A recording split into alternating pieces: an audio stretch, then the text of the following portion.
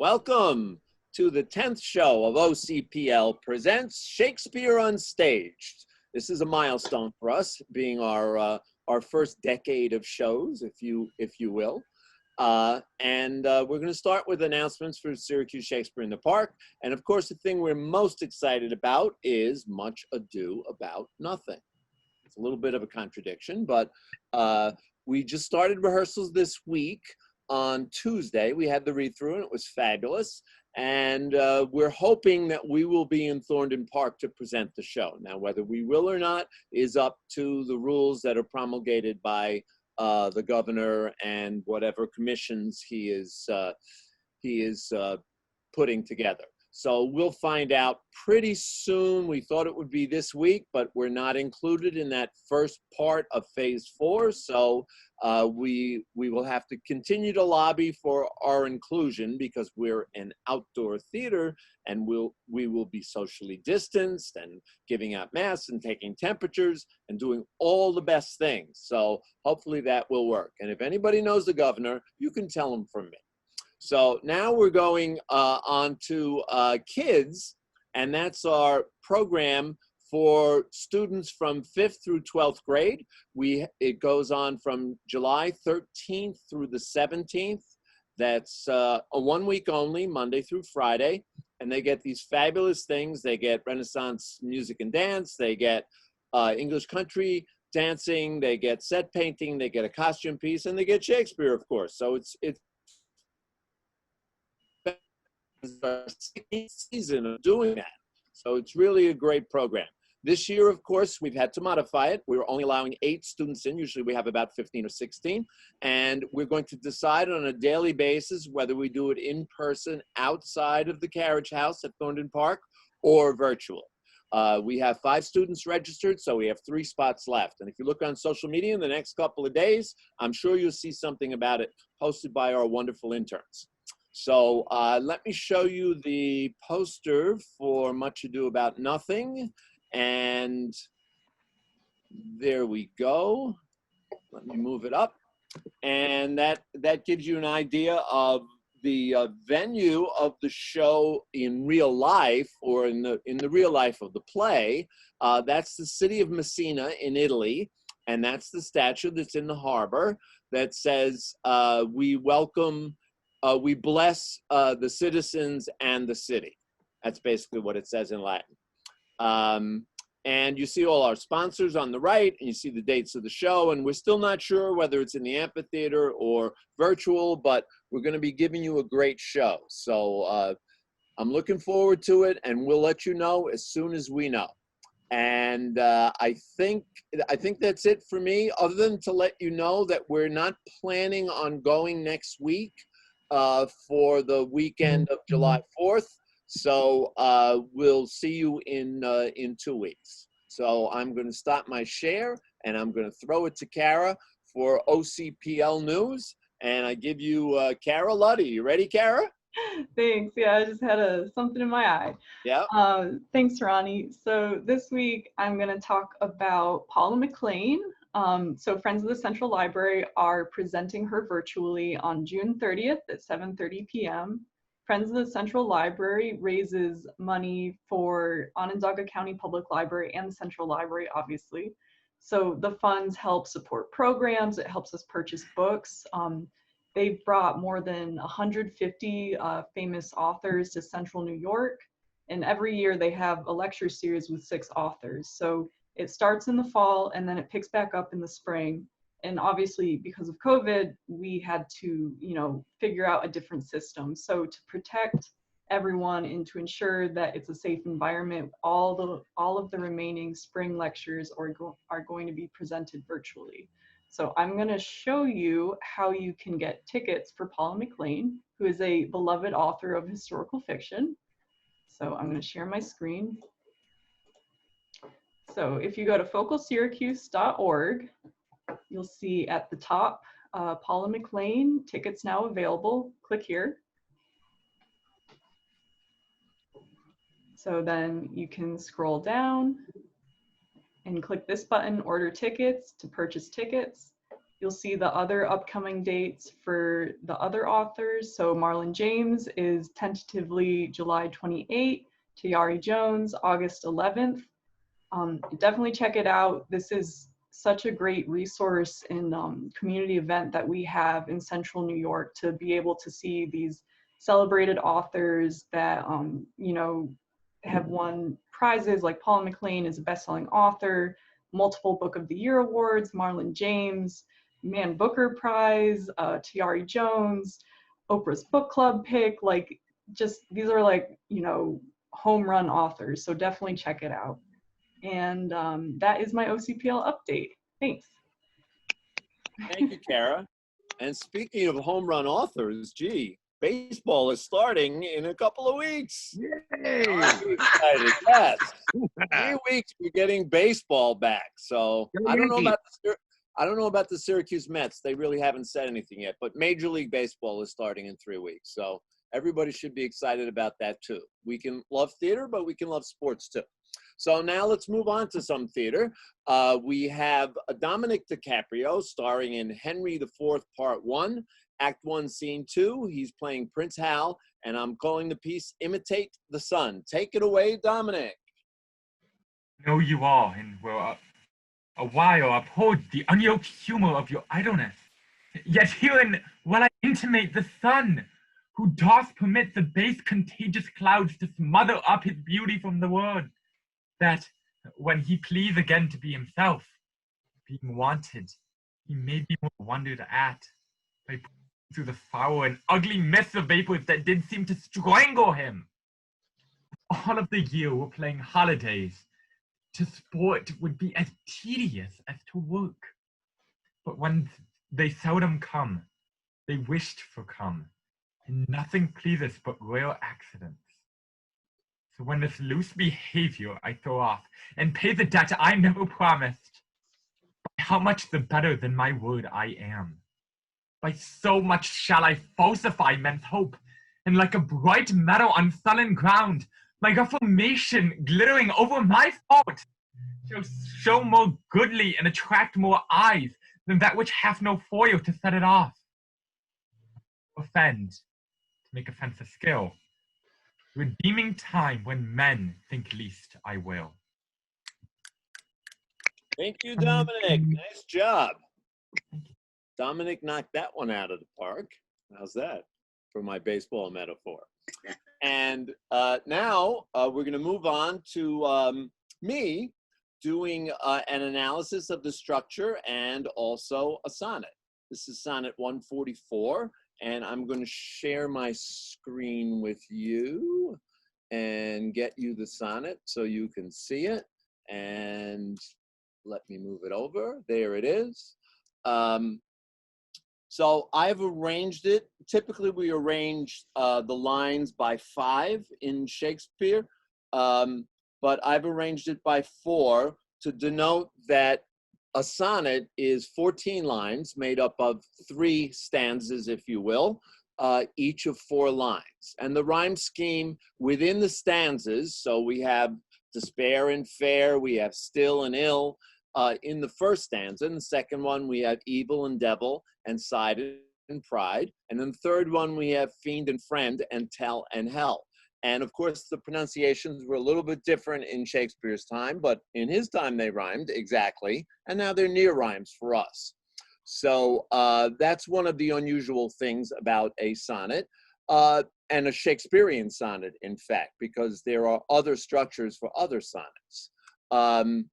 This one also has what's called a setup in the first 2 stanzas. So he introduces a topic, a way of looking at life, or a way of looking at love, or a way of looking at time. Most of his sonnets were about love and time.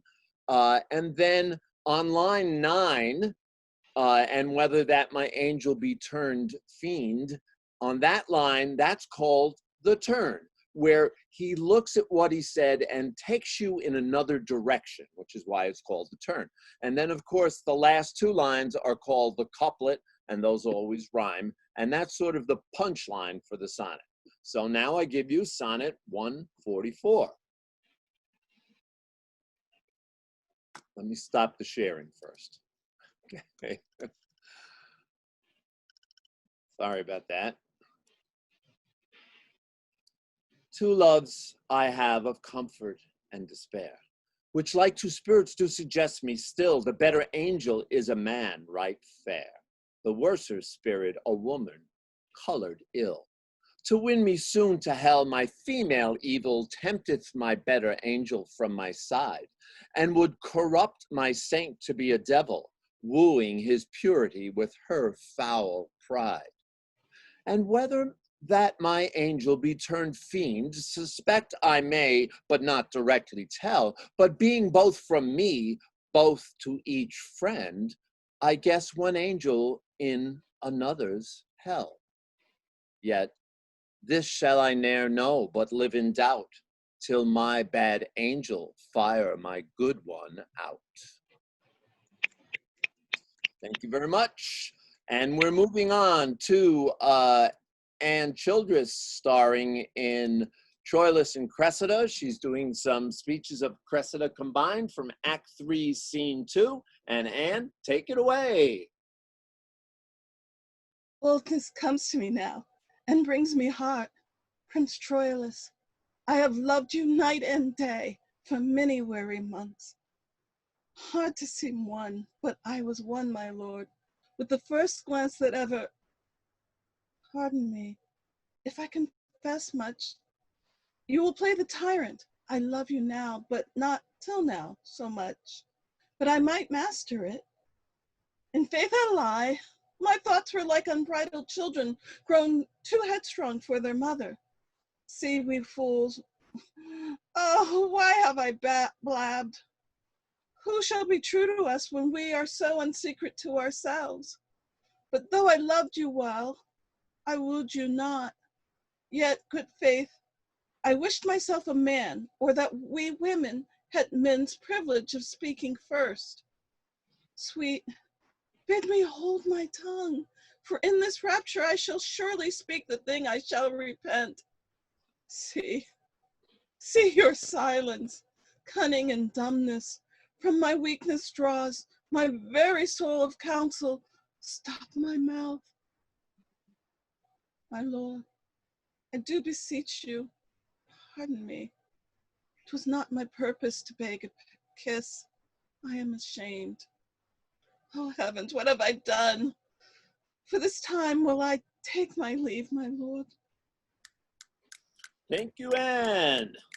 And now we're moving on to a longer scene from Antony and Cleopatra. We have three great actors in this one. We have Simon Moody. Ooh, I messed up his name. Sorry, Simon. Simon Moody as Enobarbus, Dominic DiCaprio as Messianus, and Tony Brown as Agrippa. Take it away, gentlemen. Welcome to Egypt, sir. Off the heart of Caesar, worthy Messianus, my honorable friend, Agrippa. A good Enobarbus. We have cause to be glad that matters are so well digested. You stay well by it in Egypt. Aye, sir. We did sleep day out of countenance and made the night light with drinking. Wild boars roasted at whole at breakfast. And but 12 persons there. Is this true? This was but as a fly to an eagle. We had much more monstrous matter of feast, which worthily deserved nothing. She's a most triumphant lady, if report be square to her. When first she met Mark Antony, she pursed up his heart upon the river of Cydnus. There she appeared indeed, for my reporters devised well for her. I will tell you. The barge she sat in, like a burnished throne, burned on the water. The poop was beaten gold, purple the sails, and so perfumed that the winds were lovesick with them. The oars were silver, which to the tune of flutes kept stroke, and made the water which they beat to follow faster, as amorous of their strokes. For her own person, it beggared all description.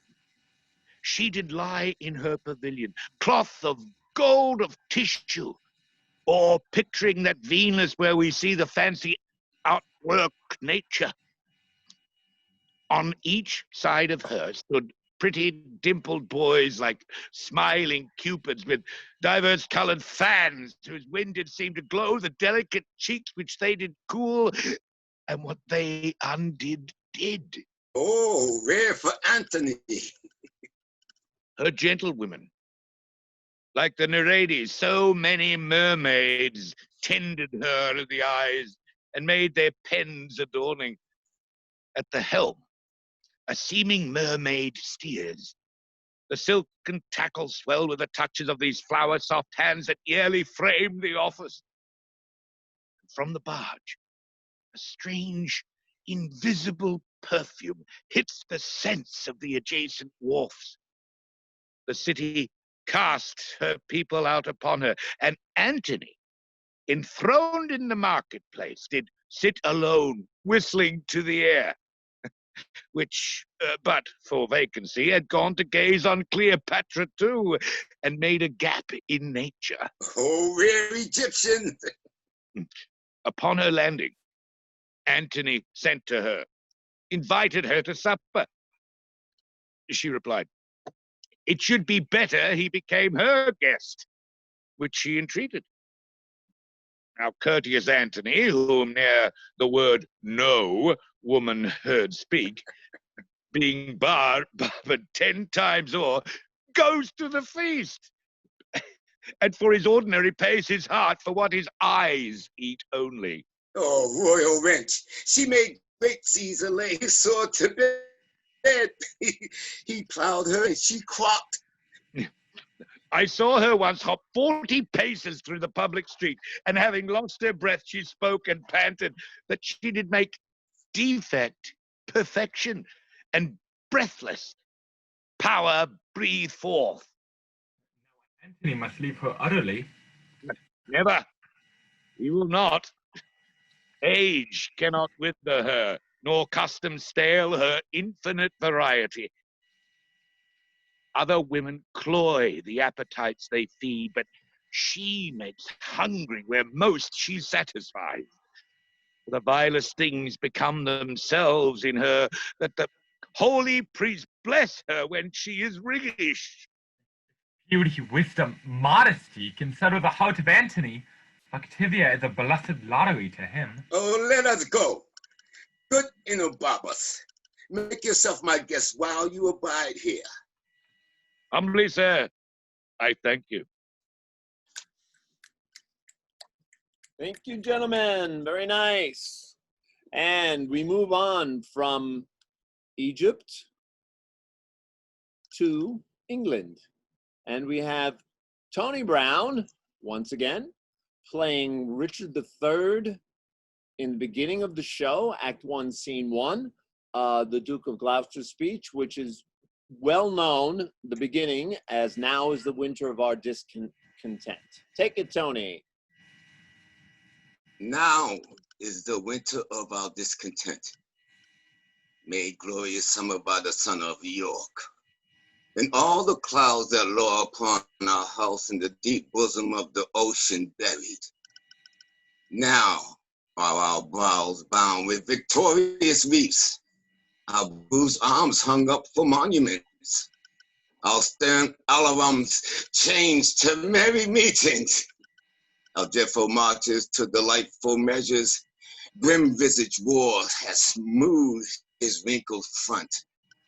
And now, instead of mounting Bob's steed to fight the souls of fearful adversaries, he capers nimbly to a lady's chamber, to the lascivious pleasing of a lute. But I, that am not shaped for sportive tricks, nor made to court an amorous looking glass, I, that am rudely stamped and want love's majesty to strut before a wanton ambling nymph, I, that am curtailed of this fair proportion, cheated of features for dissembling nature, deformed, unfinished, simply for my time into this breathing world scarce half made up. And that so lamely and unfathomably that dogs bark at me as I halt by them.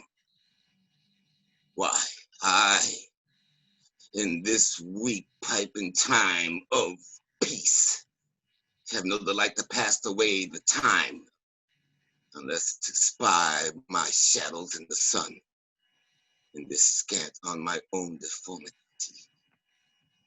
And therefore, since I cannot prove a lover to entertain those well-spoken days, I am determined to prove a villain. The hate, the idle pleasures of these days, plots have I laid, inductions dangerous, to drunken prophecies, libel and dreams to set. My brother clamors in the king in deadly hate to one against the other. And if King Edward be as true and just as I am supple or false and treacherous, this day should clamors closely be mewed up about the prophecy which says the G of Edward's heir the murderer shall be. Dive thoughts deep down to my soul here. Here Clarence comes.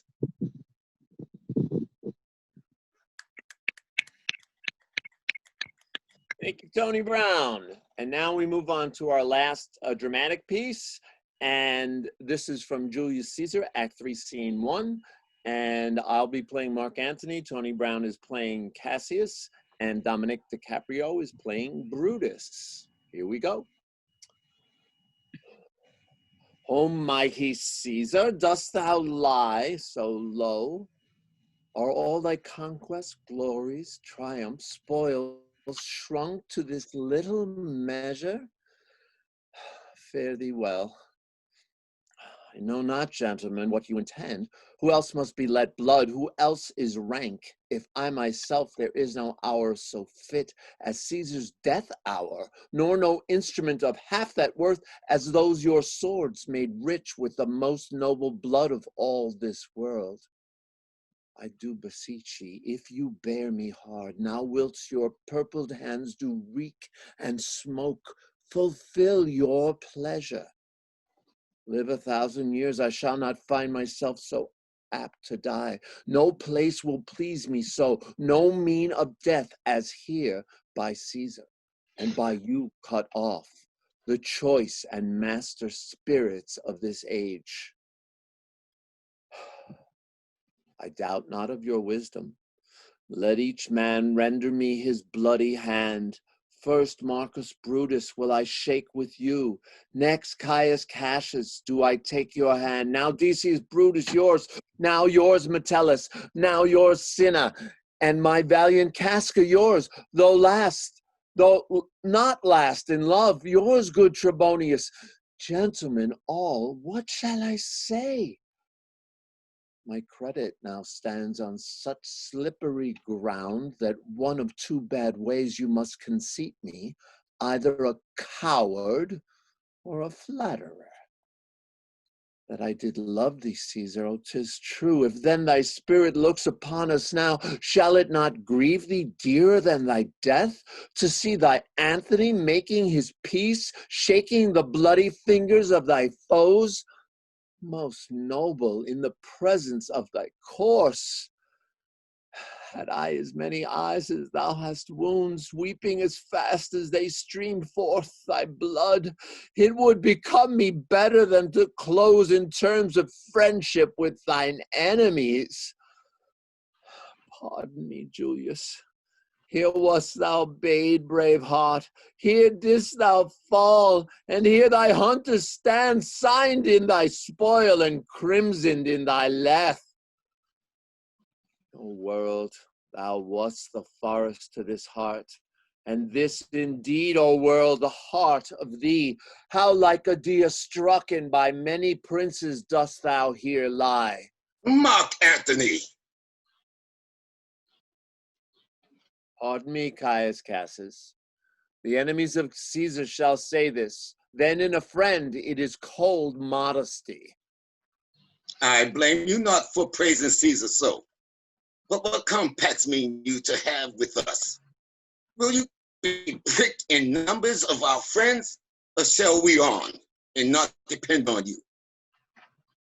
Therefore I took your hands, but was indeed swayed from the point by looking down on Caesar. Friends am I with you all, and love you all, upon this hope that you shall give me reasons why and wherein Caesar was dangerous. Else was this a savage spectacle? Reasons though so full of good regard that were you, Antony, the son of Caesar, you shall be satisfied. That's all I seek, and a moreover suitor that I may produce his body to the marketplace, and in the pulpit, as becomes a friend, speak in the order of his funeral. You shall, Mark Antony. Brutus, a word with you. You know not what you do. Do not consent that Antony speaks in his funeral. Know you how much the people may be moved by that which he will utter? And by your pardon, I will myself into the pulpit and show the reason of our Caesar's death. Antony shall speak. He speaks by leave and by permission, and that we are contented Caesar shall have all the true rites and lawful ceremonies, and shall advantage more than us do us wrong. I know not what that may fall, but I like it not. Mark Antony, here, take you Caesar's body. Shall not in your funeral speech blame us, but speak all good you can devise of Caesar, and say you do it by our permission, else you shall not have any hand at all about his funeral. And you shall speak in the same pulpit which I am going, after presented. It's so. I do desire no more. Prepare the body then, and follow us. Oh, pardon me, thou bleeding piece of earth, that I am meek and gentle with these butchers. Thou art the ruins of the noblest man that ever lived in the tide of times. Woe to the hand that shed this costly blood. Over thy wounds now do I prophesy, which like dumb mouths do ope their ruby lips, to beg the voice and utterance of my tongue. A curse shall light upon the limbs of men, domestic fury and fierce civil strife shall cumber all the parts of Italy. Blood and destruction shall be so in use, and dreadful objects so familiar, that mothers shall but smile when they behold their infants quartered with the hands of war. All pity choked with custom of fell deeds. And Caesar's spirit, ranging for revenge, with Ate by his side come hot from hell, shall in these confines with a monarch's voice cry havoc, and let slip the dogs of war. That this foul deed shall smell above the earth, with carrion men groaning for burial.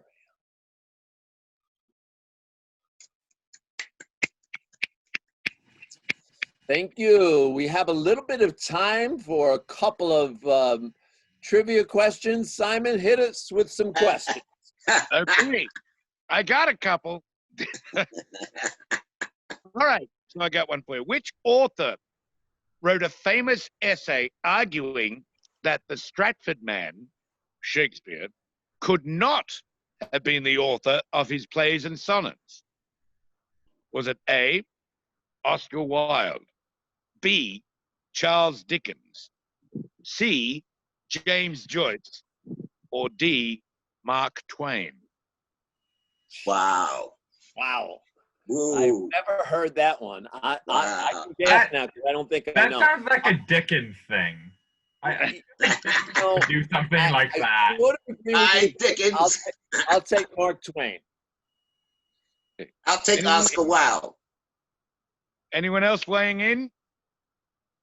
I'll take C, why not? Who did you And say? the answer is Mark Twain. aha. Oh, He opined. I was in right. his- He opined in his essay, "Is Shakespeare Dead?" that the best candidate was Christopher Marlowe. All right, give us one more, Simon. We'll be a little bit of overtime, but that's okay. One more. All right, let me find a good one. Well, now I want to give you one that you guys didn't even hear in rehearsal. That's fine. We don't have to hear it in rehearsal. Right. We're ready to go. Okay, here's a good one. Shakespeare was sentenced to flogging after he was caught doing what on a nearby estate? I know this one. I'll let out because I know. On a nearby what? Shakespeare was sentenced to flogging after he was caught doing what on a nearby estate? And I've kept it family friendly. Hunting? Oh, The options are A, poaching, B, graffiti, C, defecating, or D, preaching. defecating. I really want Poaching. to say graffitiing internally. Like he just tried to like No. prose on the wall. No. That's not the answer. Poor William, no. With I a think spray Anne can. is right. I go with Anne. I think he shot a deer on the king's land. Yeah, He poaching. He did. Poaching? It was Yeah. poaching. Question. Ah, But here's what he did. He fled to London to escape punishment. Then he performed in the court for Elizabeth I. And as a quick little extra bit, upon her passing, and I have the question, he renamed his company. And the company was called the King's Men. Who was the new monarch? Was it He's A, Richard III, stuck in a new one. B, Julius II, I know that one too. James I, or D, Edward V? James, wasn't it? It's James, yeah. James. James. That is James. all That the is- above. that Okay, is so correct. we're wrapped up for today. Thank you for the trivia, Simon, and thank you, Cara, for your beautiful live streaming for us. And we will see you in 2 weeks. 2 weeks. Hey, Ann, nice work today, Ann. Thank Enjoy you. your holiday. Okay, bye. Simon, my man.